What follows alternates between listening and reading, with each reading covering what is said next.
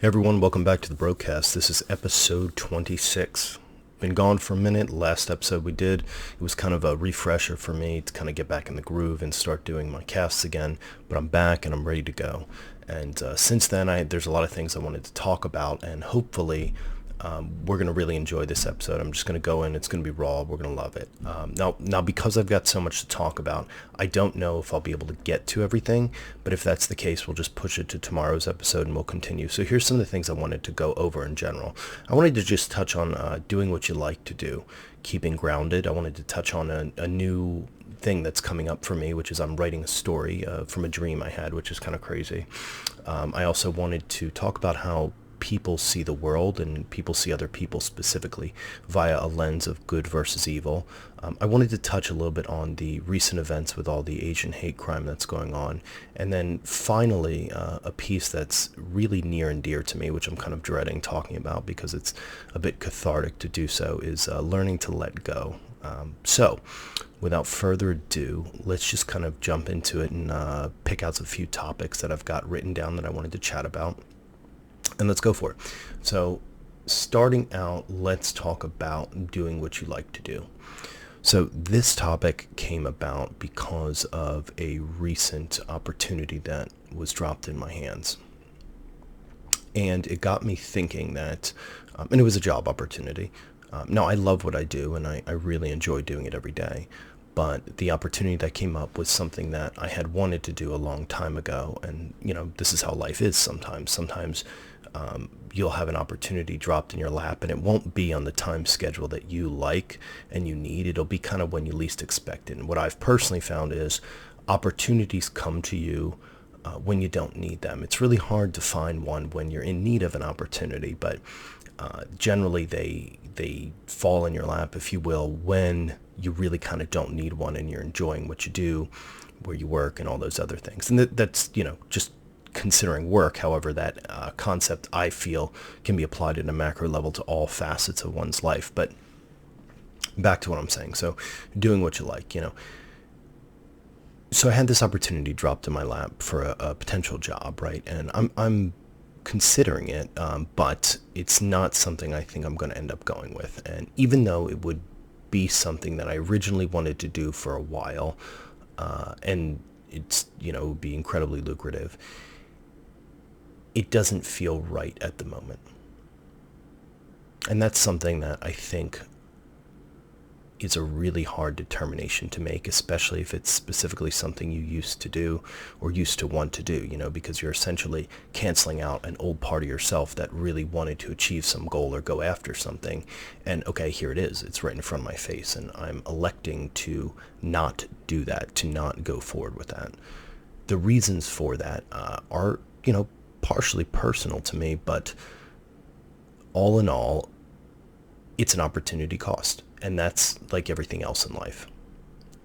If I give up what I like doing now for something that I potentially wanted a while ago, what am I losing out on? That's how I like to look at my life, and I like to go through things. It's not simply just what is the gain from things, but it's also what is the loss, right? And again, I like to take concepts and apply them. And this one's kind of tangential, but we'll touch on it just, basically. But it's like, when you talk to someone, sometimes what's not said is more important than what's actually said, right? Because we can choose our words, and we can choose what to be selected based on the communication patterns we have and messages and with other individuals and things like that. But it's really hard to paint a full picture of pretty much anything. So there will be pieces that are left out. And an example of this, a great example, is if you have a friend you're really close with, you kind of know when they're feeling down sometimes, or you kind of know if they've got something on their mind. And it's not always because they say it. It's because you have enough closeness to them to understand who they are and know what's actually not being said. And again, that's kind of a similar concept of, what am I going to lose out, to jump back to what I was talking about originally, if I took this opportunity. And it's like right now I have a lot of great stability. I get to do exactly what I want to do. I'm making a wonderfully large impact. I enjoy it. And ultimately, it allows me to, which is the most important piece, and this is what I would be losing out on, to do other things. One of the most precious things and resources, and if not the most precious resource we have in the entire planet, is time, because it's something you can never get back. It's something that we willingly give away every day for resources and money and various other things. But keep in mind, all of our lives are finite, so there's only so much one can do with the time they have on the world. And so a job that allows me to have the freedom and flexibility to a very large degree to go and do things as I please, whatever I want, I don't know if I can give that up. I've always told other people, and I've always given them this advice, that money comes and goes in life, but you can't get time back. So find something you like to do and just go do that, because if you can do that, eventually another opportunity will fall in your lap later in life when you're not asking for one, with the same things that you wanted to do. And you'll have the opportunity to make the decision if you want to go that route or not. So we'll close that specific topic out a little bit, and that's my personal thoughts on that. Let me take a sip of coffee. Cheers. Today's kind of a dreary day in general, but I kind of like it. Gray skies are nice. Everyone's talking about blue skies being so great, but I think gray skies are better. Let me give a slight argument off topic about that and why. Gray skies allow you to see things more clearer, personally, I believe, than blue skies. There's less glare from the sun, so I think you get a better picture and a truer image of what is in front of you. And there's, less light bouncing everywhere else. It's kind of nice. It's somber. I like things that are somber. I like things that are more true to life, a little bit down. Not everyone has to be so happy-go-lucky. There's not always blue skies. Gray skies come and go, and that's a part of life as well. I think a larger question one might ask is, why are we always striving for blue skies? And, that's just a metaphor for being happy all the time, because being not happy, being just okay, those are big parts of life as well. I hear all the time, well, you should be happy, you should be happy. Okay, well, should you also just be okay? Should you also feel bad sometimes too? Yeah, they're negative feelings, and okay is not even a negative feeling, it's just a neutral feeling in general, but are those not things that one should have in their life as well, to a certain degree? That's the beauty of life. That's the human condition itself, is a multitude and a range of emotions that are kind of stacked together in different places and positions that make up this mess of what we are. And it's in that mess and chaos is where we find beauty, and where we humans exist, I guess. But, that's a little bit out there, I guess. So back to the original topics. Gray skies are good, by the way. Keeping grounded. So this one is going to be pretty quick, but keeping grounded is something that I find to be very important to one's life. And what I mean by that specifically is, throughout your life, you're going to have people that are excited about things. And by excited, I don't inherently mean in a negative way or a positive way. It could be. You might have people that are, and I'm sure we all have people like this in our life, that are emergency, 24/7. Everything is, the house is burning down, and, we need to get out as fast as possible. Then you have other people that are, just excited about things like, hey, let's do this. Wow, it's so amazing, etc., etc. But the point is, keep yourself grounded. When going through life, there's going to be things that pop up, and people are going to try to pull you in all different directions. It's kind of like you are a toy being fought over by a bunch of kids. Everyone wants to play with the toy, for lack of a better term, and you kind of have to pull yourself back to the center. So when you're going through life and someone says, okay, everything's, the world's burning, this, that, or the other, take a step back and say, okay, where am I right now? Am I on fire? Is my world burning down? Probably not. Now, you could be in an emergency, and it could be a need for a little bit of extra adrenaline and panic and energy to exert. But generally speaking, if you can breathe, if you can count to 10, if you're alive, the world's probably not burning down around you. And that means there's something you can do to change it for the better. If you like, I would recommend that, but that's totally up to you. But again, the way you do that is you keep grounded. And to keep grounded is to a certain degree, guard yourself from the emotions of others. And maybe that's the crux of it. Again, people have wants and needs, and they're going to impress those upon you as you move throughout life. And you have to reserve your energy and yourself for what you believe is the most important thing. Because if you're chasing someone else's goals, then you're not going to get what you want, and you're going to be unhappy.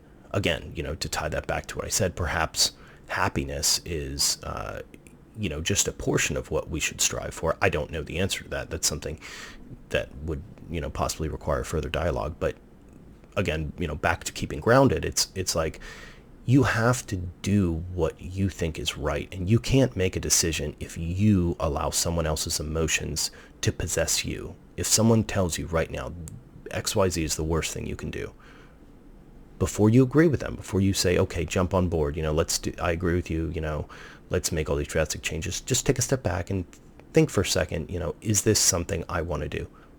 Put it through your own mind, rationalize it a bit, go through it, have that personal dialogue with yourself to determine if it aligns to what you actually want, and more importantly, what you actually believe. Because anyone can go through life and do things that they don't want. That's something that's part of what we do as humans. It's perhaps the reason we work. But to do something you don't believe, that's, in my personal opinion, the worst sin of all. You're lying to yourself. To do something you don't like to do, there's no fun in that. There's no energy. There's no reason to do that. Because you're essentially, for at least a period of time, becoming someone that you're not. You're masking who you are from the world, and you do a disservice to the world, obviously, from hiding your true self, but you also do irreparable damage to yourself for pretending to be someone you're not. And that's a phase that is plaguing the world currently with the evolution of social media and the idea of a fake image of oneself online. It's okay to be who you are. We don't have to pretend to be the best. We don't have to pretend to be happy all the time. We don't have to pretend to be this fake individual. We can just be who we are. And the way we do that is we keep grounded when we go through life. We don't let the excitements of others allow us to make decisions that would be outside of our current range of thought and emotion. We don't get so excited when someone has a problem. We act as a stone and a rock in place of a river of different requests and feelings getting hit and thrown at you 24/7. That's how I try to live my life, and I found it pays off pretty well.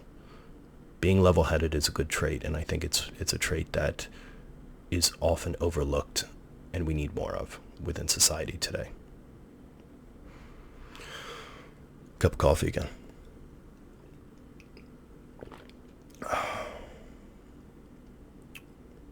I've been doing my best to try to cut back on coffee, but it's not working, and I'm not good at it. I'm actually pretty bad at cutting back on things. But I don't have an addictive personality, I'd say, so sometimes you're blessed with different traits and different things that would benefit you and harm you in different ways. No one's perfect, of course, but we're all just messy humans at the end of the day. That's the beauty of it. It's the beauty of life. All right, so a few topics left. Let's jump into writing a story. Okay, so this one's kind of crazy. This one touches home a little bit for me.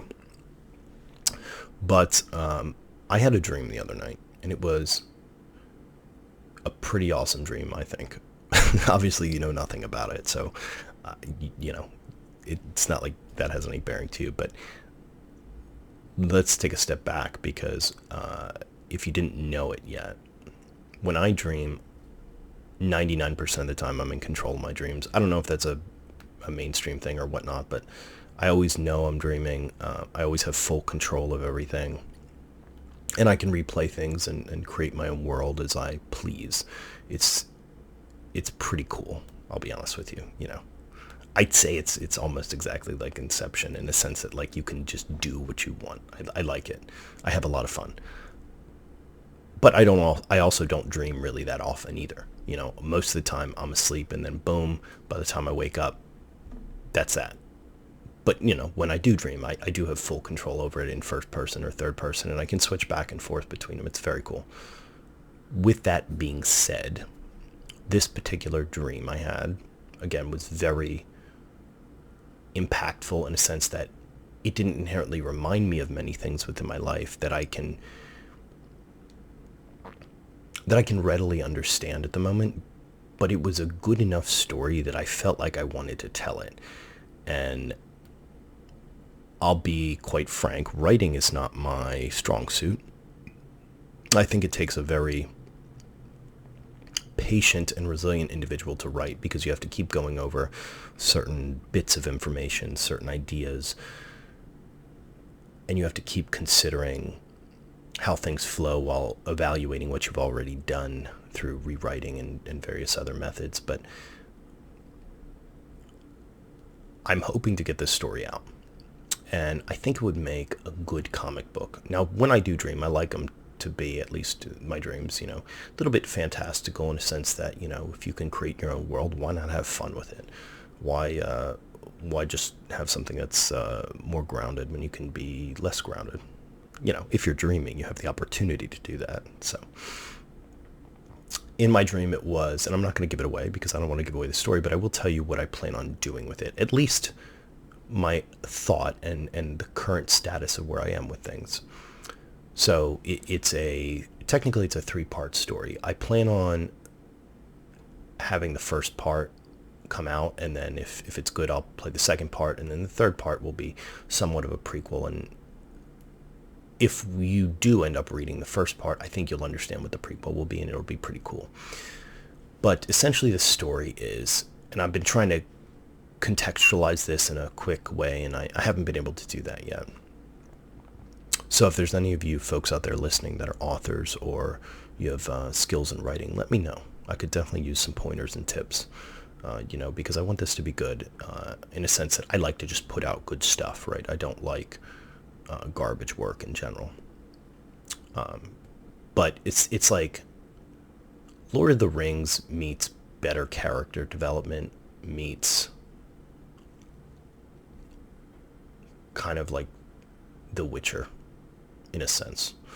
It's that doesn't really describe it well, but essentially it deals with characters going on a journey to destroy this immensely powerful weapon, if you will.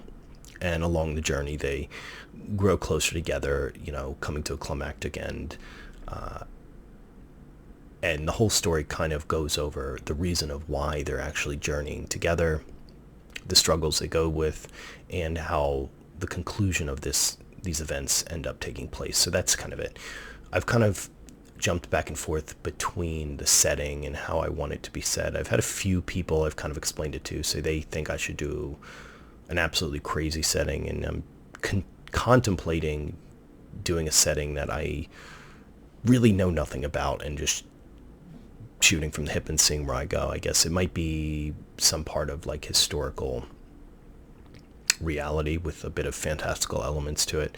I like the idea of magic and stuff, but not really more realistic stuff and more mystical things that are kind of implied magic is more of my shtick, if you will. But it's cool. I like the fantasy genre in general. And so what I've decided to do is take this and spend the weekend plotting the story out, digging into the characters, writing out their backstories, what their motivations are, who they are, and taking that and publishing a weekly comic strip that is real quick. It's a 3-panel comic strip that goes over just bits of information, and then just having that be the story. And if it gets good response, maybe I'll write the full short story. But seeing where that goes first, in terms of broken out little bits, I think is the direction I want to head. I haven't really seen a story be told in that way, because it's really hard. Obviously it's hard to keep people's attention for that long. It's like, oh, I gotta wait a week for just 3 measly slides of information. And by slides, I mean, like, if you have ever read a newspaper, how they have like comic strips, those little things like that. So like, 3 panels, weekly, ongoing story, that's written well and has good character development. So it's got to be compelling enough for people to want to read, which means they have to connect to the characters in a certain way, which brought me to the conclusion that writing is actually pretty damn tough. And I didn't realize that until actually thinking about it more. But hopefully if things go well, I can actually produce that, and we'll see where it goes. What I've actually done is I've actually reached out to a few artists. I had a few friends advise me on different places to go. Thanks for the recommendation, Gabby. She, artist friend of mine, recommended that I take a look at this website called Upvote or something, whatever. Anyways, it has a bunch of artists on there, freelance artists that are willing to do work for various money, and you negotiate on a contract price. And so I've talked to a few of them, and I'm going to make a decision next week. But I think I'm going to ask one to sign on for like a weekly artistic rendition of my story, so that we can kind of get this going and see where it goes. And again, I'm doing this for me, which is why I recommend people do things for fun. Find something you like to do. If it's a shitty story and no one likes it, well, who cares? I published it and I enjoyed it. I want to see the end and the conclusion of it. I want to see how it plays out. If someone else likes it, more power to you, But if they don't worry about it, especially if you're not trying to make money off of it, which I recommend people have a way to make money in their life, whether it's through things like investments. You can, there's a lot of folks that are much smarter than me that invest pretty much all their money, and now they have a disposable set of income that they don't need to work for, and then they can do fun stuff, or have a job on the side like I do, and then publish something you like to do on the other side. And that way you kind of have best of both worlds. You gain the ability to enjoy yourself and do what interests you, while also doing what makes you money. Now, if you can also find a job or a career that you like doing as well, that's just icing on the cake. So I'm very lucky to be able to do that, but we'll see. I'm comparing prices right now and thinking about artists and the direction I want to take it. I will talk a little bit more about the story in a few episodes in the future, once I flesh out all the characters and the details a bit more, but do stay tuned for that. I think it's going to be pretty cool, and I've thought about the ending pretty much in depth. And I've thought about the main pieces. I just want to get them written down. And I think it's a pretty good story. I really do. But enough about that. So let's see. Cup of coffee, and let's see what we have left. All right.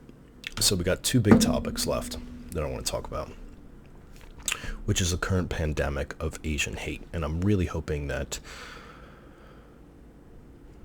I provide enough reverence to what's actually going on from my lens of limited view, I guess, for lack of a better term. And then I also have a topic, again, that I want to touch on that I've avoided for a while, which is learning to let go.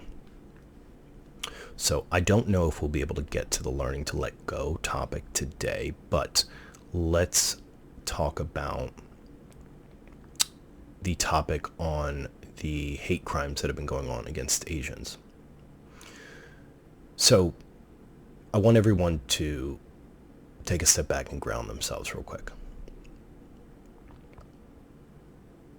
Okay, so with that being said, now that we are grounded, we're not, letting any of our emotions or feelings affect us in any way, we can kind of think about this topic a bit more.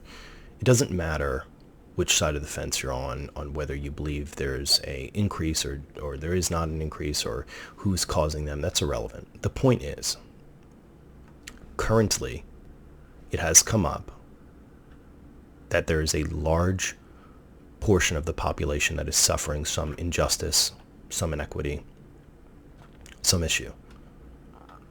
And it's important that we recognize that. It doesn't matter who's the cause.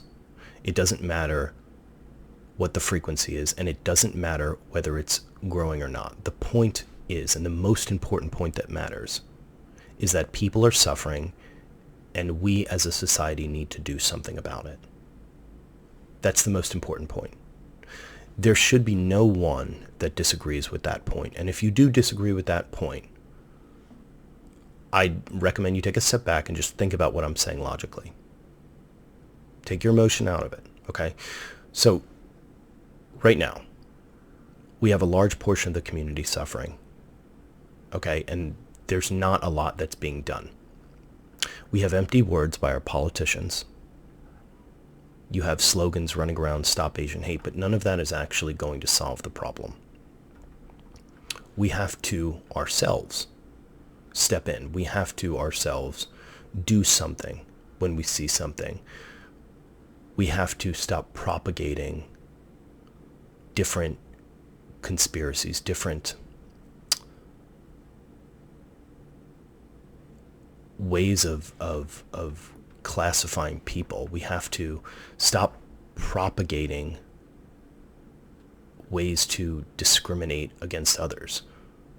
It's not what should be done. And I mean that in ways of negative discrimination and even positive discrimination. Both of those, neither of those are good in any way, and they don't solve a problem. They don't push us forward in a society in any way. And it's very clear that doing those things has led to, whether you believe it or not, regardless, attacks against the Asian community based on their race.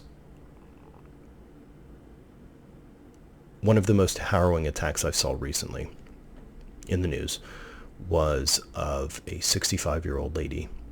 Might have been a man, I don't remember, to be quite honest with you, who was assaulted. I believe it was a lady, a 65-year-old lady. Yeah, lady. Who was assaulted in New York City, if I'm not mistaken, by a man. And he was hurling hate crimes against her and slurs and disparaging her race. Now that alone is something to be incredibly worried about, and that is something that should make you feel a certain way. You don't need any details, you don't need any statistics. Take a step back. You have a man beating an old lady. And if you're upset that I called her an old lady, she's 65, I don't care. That's disgusting. That we're going to attack our elderly. The people that got us to where we are within society today, that brought us forward in so many different ways. And what's even worse is that there was two men that stood by and watched it happen. These two men whose personal job was to provide security for whether or not it was a business next door or somewhere else. It doesn't matter. Their personal job, to a certain degree, and lesser than our officers, was to serve and protect, and they did not do that job. Now, there's a lot of people that will say that as security officers, what their primary job to do is literally call the police, and that is true. They are told in their contracts, I don't know if these specific people are or not, but in a lot of security positions, do not engage with anyone, do not touch them. Loss prevention positions. I had a friend who was a loss prevention manager. You can't touch people, you can't grab them, you can't do various things, only in very limited circumstances. But that's irrelevant. Even if that is the case, you put your job over the life of another human. So let me add to this story again, and let me repeat what actually happened in the context of the discussion we're having right now. An old lady was targeted based on her race and beaten in the middle of the street, attacked and robbed, while two other people stood by and did nothing because they were potentially afraid of getting fired, or did not want to intervene, or agreed with the attacker in some way. I don't have any other conclusions, and I'm sure there are some, and I'm willing to listen, but that's irrelevant. The context of the discussion is irrelevant. What happened? Because this brings a question of a greater issue that I believe, and I've been very vocal about and always been passionate about, that's plaguing society, is the destruction of our morals within society in general. Now, this is a much bigger discussion that I'm not going to inherently get into right now, but I will add it as a topic that we can discuss perhaps in the next cast as the first thing.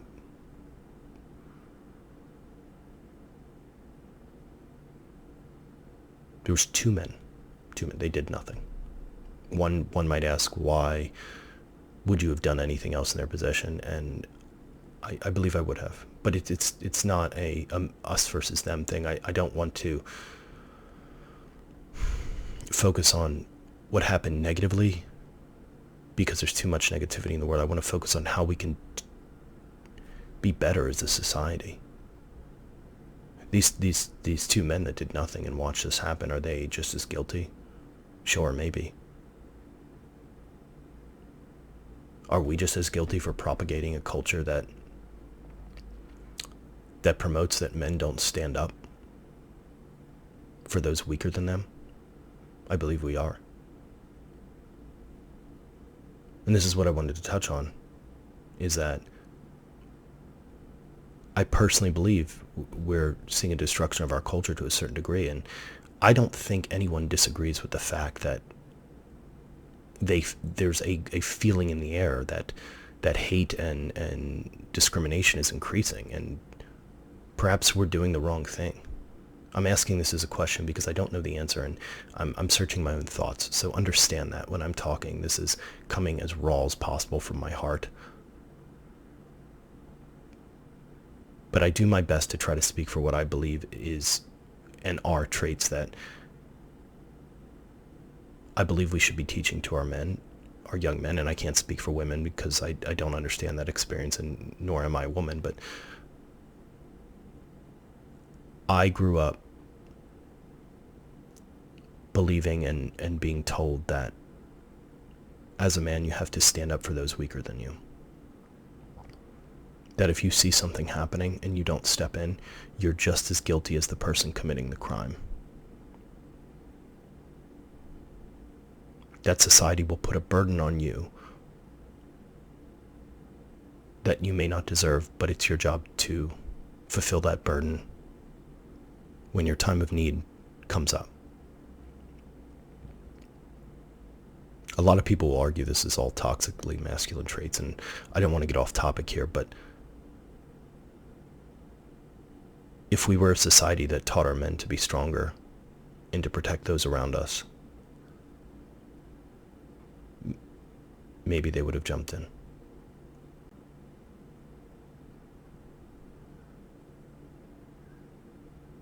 At the end of the day, we're all human, but it's our differences that make us strong. We should celebrate them. And I think pretending they don't exist is not a good approach to take. I really want to see society come back together and heal, and I'll be the first to say I don't know how to do that. How do we move forward? Because this is just a symptom of a larger problem.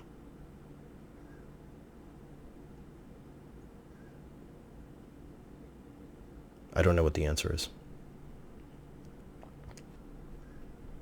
But I think we have to keep the conversation going. I was talking to a friend of mine the other day about some of these things, and he vehemently disagreed with a lot of things I said, and that's very important as well, because what that does is that keeps the conversation going.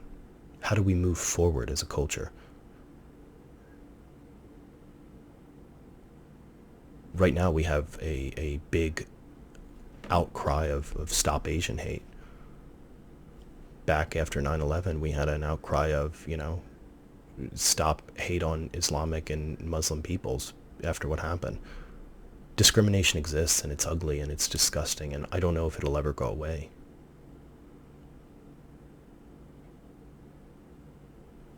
But if we don't do something,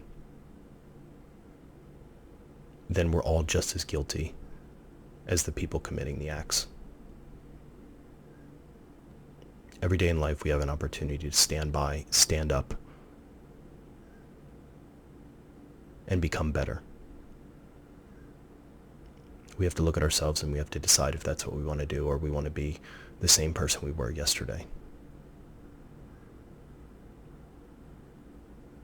And I think if we choose the latter, we're not doing any favors for ourselves or the rest of the world. So a bit of, I guess, a somber ending to this, but it's something I've had on my mind for a while, and I'm glad that you let me chat about it and get my feelings out there again.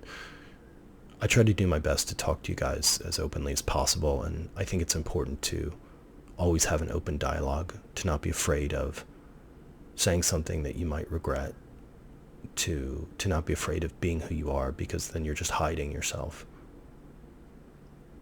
Again, we're all humans, we're all messy creatures that have so many things going on, and one of the most beautiful things is to just, at least to me, be who you are, and do that unabashedly, unafraid, with as much energy and vigor as you have.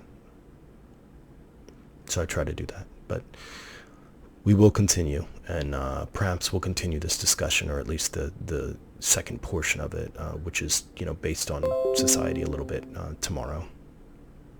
And we'll definitely go over my second piece at some point in time tomorrow as well, which is learning to let go, which again was and has been for quite some time a tough topic for me. So we're going to end it at that.